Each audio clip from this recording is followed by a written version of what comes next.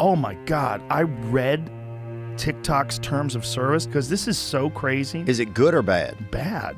We collect certain information about the device you use to access the platform, such as your IP address, user region. This is really crazy.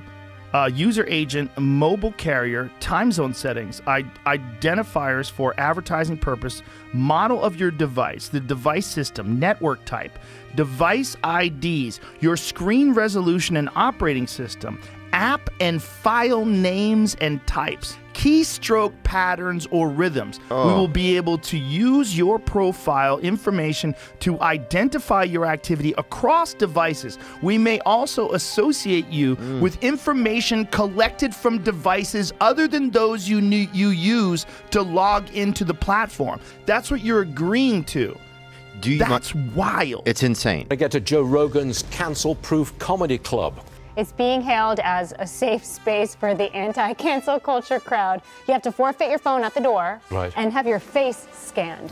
In China, with face recognition, they're able to recognize and categorize. They're starting to catalog the enemy, and they're going to be able to, the police are sharing information, and hotels and everybody, and they're all now, through this network, know what type of person just walked into this building and whether they're friendly or they're the enemy.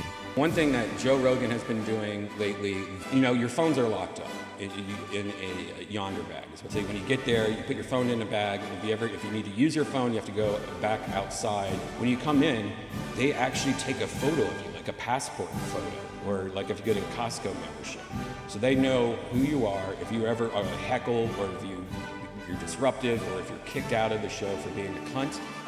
They now know exactly who you are by your face and everything. So if you ever try to come again, it will detect that you are who you are.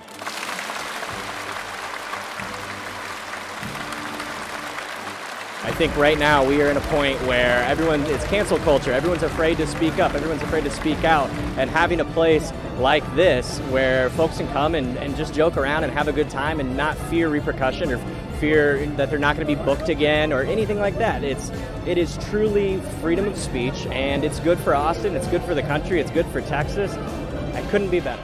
It's scary. And if we give into that kind of surveillance over here, there's a real dark end to all that stuff. There's a real dark end. The bright side is you're like, oh, well, maybe everybody will keep their shit together and be nice.